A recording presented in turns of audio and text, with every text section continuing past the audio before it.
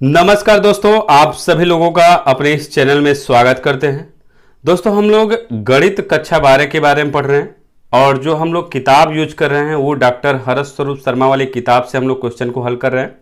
और हम लोग का जो चैप्टर चल रहा है यानी कि आपका शारीरिक वाला चैप्टर चल रहा है और इस शारीरिक वाले में प्रश्नावली 4F के प्रश्नों को हम लोग हल करेंगे, लेकिन इसके पहले हम लोग उस पर आधारित कुछ फार्मूले हैं, उनकी सहायता से कैसे क्वेश्चन को सॉल्व किया जाए उनके बारे में जानते हैं। अब देखिए, हम लोग का यहाँ पे जो कहा जाएगा आपके इस 4F में जो क्वेश्चन आपसे सॉल्व करने के लिए कहा जाएगा वो किस रूप में रहेगा, वह आपका रेखीय युग्मक समीकरण रहेगा और इन समीकरणों को आव्यूह के द्वारा सॉल्व करने के लिए कहा जाएगा।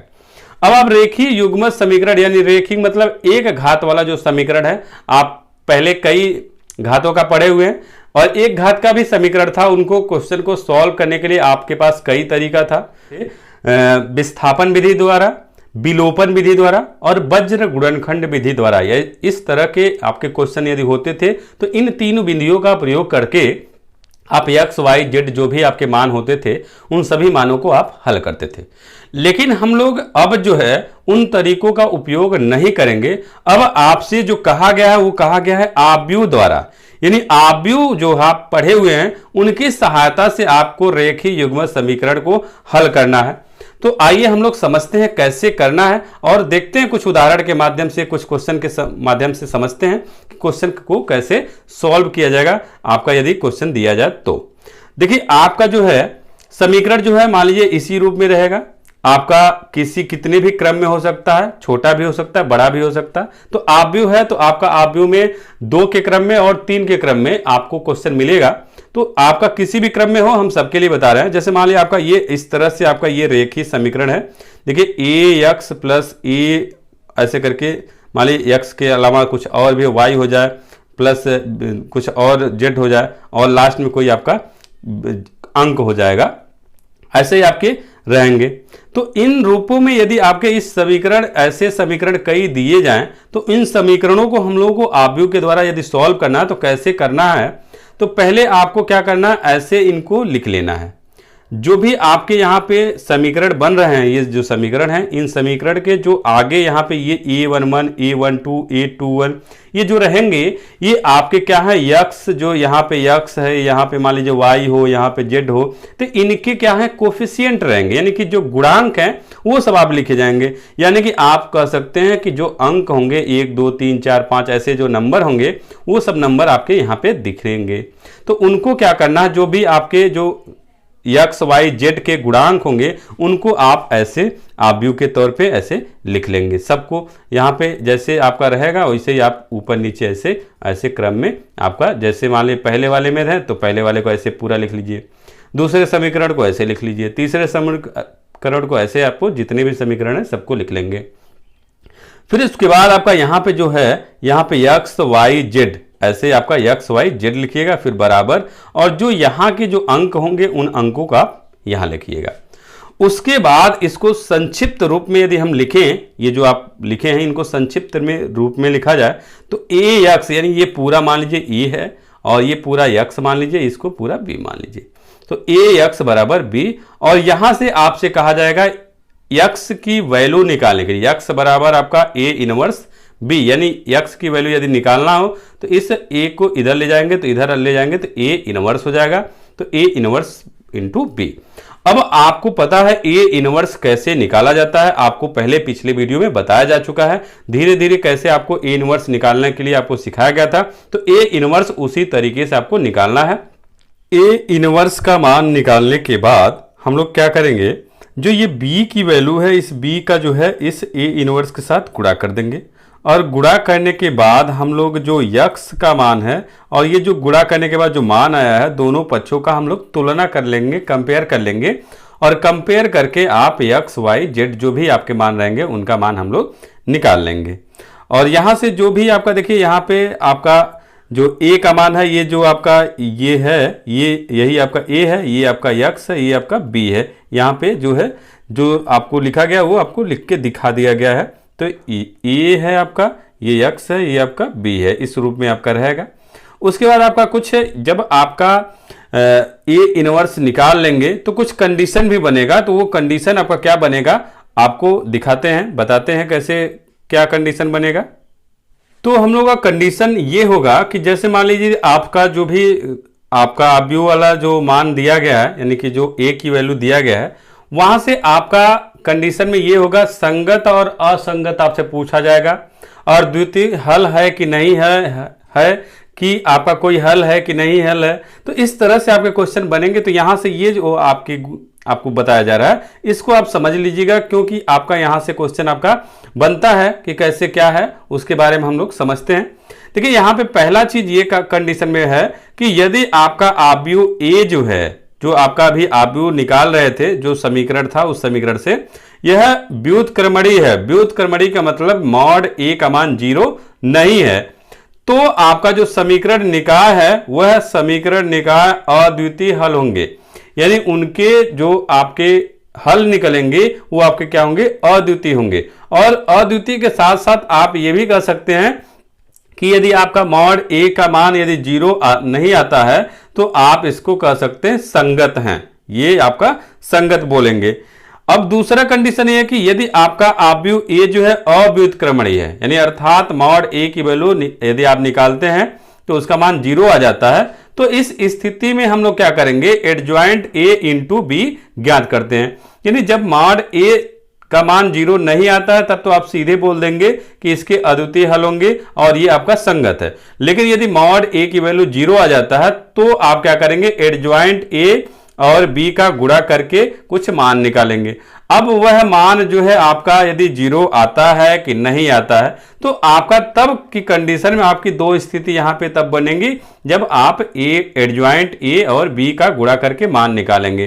तो पहला कंडीशन ये बनेगा कि यदि एडजॉइंट ए और बी दोनों का गुणा करते हैं और गुणा करने के बाद 0 नहीं आता है, तो आपका क्या हुआ, दिए गए जो समीकरण निकाय का कोई हल संभव नहीं हो, यानी 0 नहीं आता है तो इसका कोई हल संभव नहीं है। ऐसे आपसे क्वेश्चन किया जाता है कि इसका हल होगा कि नहीं होगा। तो आपका यदि मॉड ए इक्वल टू 0 आ जाता है तो आप एडजॉइंट ए और बी का गुणा करेंगे और उसका मान गुणा करने के बाद 0 नहीं आता है तो उसका कोई दूसरा हल, आपका कोई भी हल नहीं होगा। और नहीं होगा तो उसके साथ साथ जो समीकरण है वो आपका क्या होगा, असंगत कहलाएगा, यानी कि जो आपका समीकरण निकाय है वो आपका असंगत। तो असंगत और संगत करके आपसे क्वेश्चन बनता है। फिर उसके बाद दूसरा कंडीशन ये है कि यदि आपका एडजॉइंट ए और बी का गुणा किए और उसका मान 0 आ गया, इसके ऊपर क्या था, 0 नहीं आ रहा था और 0 आ गया, तो आपका क्या होगा, जो आपका समीकरण है उस समीकरण का अनंत हल होगा या कोई हल नहीं होगा। यानी दो कंडीशन बनेगा, यदि 0 नहीं होता और 0 हो जाता, और 0 हो जाएगा तो आपका हो सकता है अनंत आपके हल हो, या ये भी हो सकता है कि इसका कोई भी हल नहीं होगा। यानी इसके कहने का मतलब यह है कि अर्थात जो समीकरण निकाय है वो क्रमशः संगत, यानी अनंत हल होंगे यदि तो संगत होगा, और कोई हल नहीं होगा तो क्या होगा, असंगत होगा। तो ये आपके कुछ कंडीशन हैं। इस कंडीशन पे आपके कुछ क्वेश्चन हैं, इन क्वेश्चनों को हम लोग देखते हैं। तो आइए समझते हैं, क्वेश्चन को देखते हैं। अब हम लोग का यहाँ पे क्वेश्चन है, प्रश्नावली 4E का क्वेश्चन है आपका। यहाँ पे क्वेश्चन में दिया है कि निम्नलिखित प्रश्नों में दी गई समीकरण निकायों को संगत अथवा असंगत के रूप में वर्गीकरण करना है। आपको ये बताना है कि ये जो आपका समीकरण है ये संगत है कि नहीं है।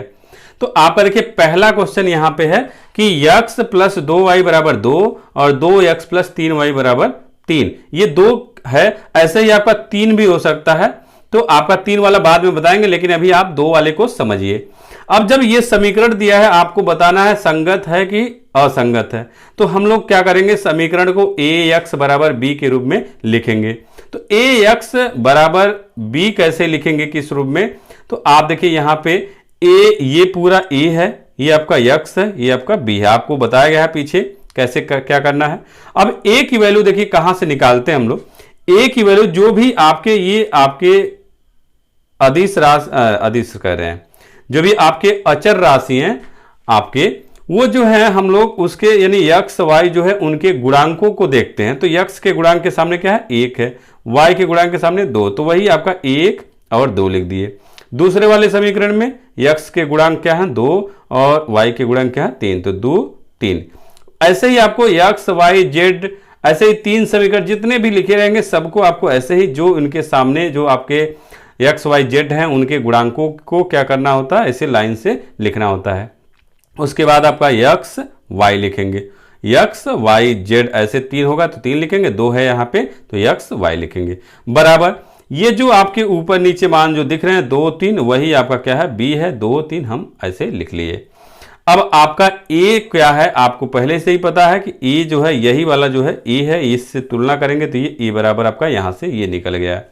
अब यहां पे क्या करना है, असंगत और संगत बताना है, तो इसलिए हम लोग मॉड a की वैल्यू निकालेंगे और मॉड a की वैल्यू यदि निकालते हैं तो इसका गुणा इधर, इसका गुणा इधर, 3 का गुणा 1 में करेंगे तो 3, माइनस आप लगाएंगे, फिर उसके बाद 2 का गुणा 2 में करेंगे तो 4, यदि आप इसको घटाते हैं तो -1 आ जाएगा, यानी इसका मान, इसके कहने का मतलब मॉड a की वैल्यू 0 नहीं आया।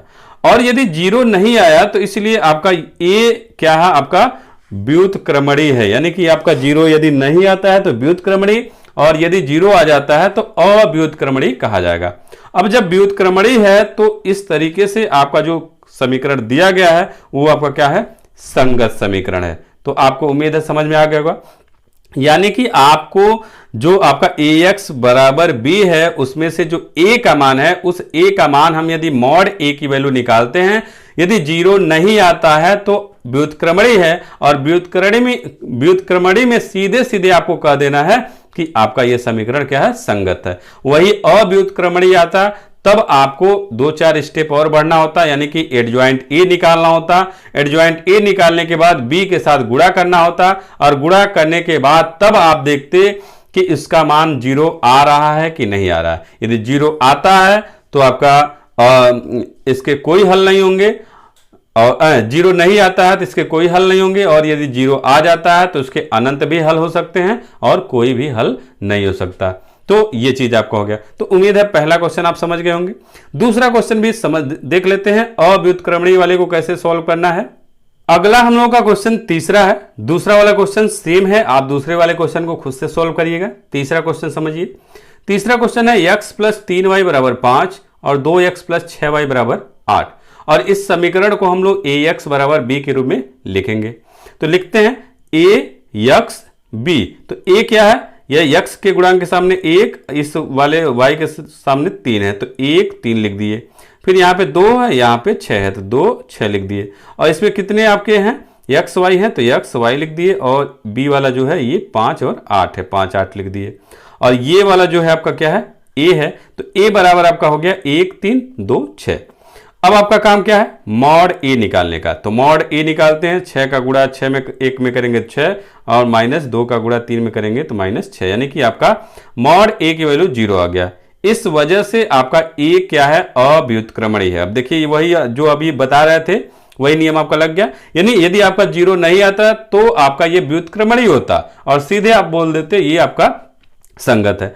लेकिन अब देखिए यहां पे मॉड a की वैल्यू 0 आ गया, इसका मतलब ये अव्युत्क्रमणी है, और जब अव्युत्क्रमणी है तो एडजॉइंट a निकालना होता है और b के साथ गुणा करना होता है। उसके बाद क्या कंडीशन बनता है उसके बाद में देखते हैं, लेकिन पहले आइए हम लोग एडजॉइंट a निकालते हैं। एडजॉइंट a किस तरीके से निकालना होता है आप पीछे पढ़ चुके हैं, तो उसको आप लोग धीरे धीरे आपको बताया गया है कैसे क्या करना है, तो समझे होंगे। तो एडजॉइंट a हम लोग निकाल रहे हैं। एडजॉइंट a निकालने के लिए आप क्या करते हैं, जो a के सभी अवयव हैं उनका सहगुणनखंड निकालेंगे, और उस सहगुणनखंड में आपका क्या है, a11 बराबर -1 की पावर 1 + 1, और जो a ये आपका a11 है इसका उप सारणिक क्या है, ये 6 है, तो आपका यहाँ पे 6 लिख दिए। अब उसके बाद हम लोगों का क्या हो जाएगा, उसके बाद हम लोगों का यहाँ पे ये जो 2 घात बनेगा, ये तो -1 पे 2 घात होगा तो ये प्लस कर देगा, और यहाँ पे आपका क्या होगा, 6 हो जाएगा। फिर a12 निकालिए, -1 के पावर 1 + 2, और a12 आपका क्या है, ये है, इसका आपका उपसारण क्या है, 2 है तो 2 लिख दिए, और इस पे 3 घात है इसलिए आपका माइनस लगेगा और -2 हो जाएगा। फिर आपका a21 में क्या है, -1 के पावर 2 + 1, और a21 ये है, इसके उपसारण क्या है, 3 है तो 3 लिख दिए, और बराबर ये हो जाएगा -3 हो जाएगा, क्योंकि इस पे 2 + 1 यानी 3 घात है। फिर उसके बाद A22 में आपका क्या आएगा, -1 के पावर 2 + 2, और A22 ये है, इसका उपसारण क्या है, 1 है, तो यहाँ पे 1 लिख दिए और यहाँ पे 1 हो गया। अब इन सह गुणनखंड जो निकले हैं इनका हम लोग आव्यूह बना लेंगे। तो सह गुणनखंडों का आव्यूह बनाएंगे, तो इसको A B आप लिखे हुए हैं, हम कुछ दूसरा लिख दे रहे हैं। यदि B लिख देते तो दिक्कत होता कि कौन सा B है, यहाँ पे हम C लिख दे रहे हैं, इस आव्यूह का नाम दे दे रहे हैं C। अब आपका देखिए C बराबर यहाँ पे है 6 - 2 - 3 A। अब आप एडजॉइंट A निकालेंगे। एडजॉइंट A कैसे निकालेंगे, जो C है उसका परिवर्त आव्यूह निकालेंगे। तो परिवर्त आव्यूह में क्या है, एडजॉइंट A बराबर जो C है उस पर डैश लगा देना है, यानी 6 - 2 - 3 - 1 पे डैश। अब आपका परिवर्त आव्यूह कैसे निकलता है, पंक्ति जो ये पंक्ति है, इस पंक्ति को हम लोग इस स्तंभ में स्थापित कर देते हैं, यानी पंक्ति को स्तंभ में, स्तंभ को पंक्ति में यदि लिख देते हैं तो वो आपका क्या है, परिवर्त आव्यूह हो जाता है। तो हम लोग एडजॉइंट A जब निकालेंगे तो ये देखिए आपका परिवर्तित कर दिए, 6 - 3 - 2 1, ये आपका एडजॉइंट A हो गया। एडजॉइंट A निकालने के बाद अब आपको क्या करना है, एडजॉइंट A और B का गुणा करना है। तो एडजॉइंट A का जो मान है वो रख दिए और B का जो मान है वो रख दिए।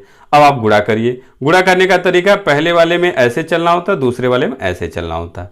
तो एडजॉइंट A इंटू B बराबर आपका क्या है, 6 का गुणा 5 में करिए 6 × 5 = 30, माइनस का गुणा 8 में करिए तो -24, यानी 30 - 24 हो गया। फिर -2 का गुणा 5 में करिए -10, और 1 का गुणा 8 में करिए तो 8 हो जाएगा। ये आपका हो गया। अब इनको जोड़ घटा लीजिए, यानी एडजॉइंट A इंटू B बराबर आपका क्या है, 30 में से 24 को घटाएंगे 6, और -10 में से 8 को जोड़ेंगे तो आपका -2 हो जाएगा। यानी आपका यहाँ पे एडजॉइंट A इंटू B का जो मान है यहाँ पे देखिए 0 नहीं आया। यदि 0 नहीं आया तो आपका कंडीशन देखिए कौन सा कंडीशन है, इसका मतलब आपका क्या है, इसका कोई हल नहीं होगा। यदि आपसे पूछा जाए इसका क्या हल होगा तो इसका कोई हल नहीं होगा, और यह समीकरण क्या होगा, असंगत होगा। यानी जिसका कोई हल नहीं होता वह असंगत, जिसके अनंत होंगे वो संगत, और आपको पहले बताया गया है जिसके कोई हल नहीं होंगे असंगत होगा। तो ये चीज आपका हो गया। तो इस तरीके से आप संगत और असंगत यदि आपसे पूछा जाए तो निकाल सकते हैं। ये तो मान लीजिए 2 के क्रम में था, 3 के क्रम में हो तो कैसे करेंगे, इसी तरह से करेंगे, कोई दिक्कत नहीं है। 3 के क्रम वाले को हम लोग अगले वीडियो में पढ़ेंगे। तो आज के इस वीडियो में इतना ही। उम्मीद है आपको समझ में आया होगा। यदि समझ में आया है तो कमेंट करके जरूर बताइए कि आपको हमारा वीडियो कैसा लगा। अच्छा लगा तो लाइक कीजिए, शेयर कीजिए, चैनल को सब्सक्राइब भी कीजिए। तो आज के इस वीडियो में इतना ही। अगले वीडियो में फिर से मुलाकात होगा, तब तक के लिए अनुमति चाहते हैं। नमस्कार दोस्तों।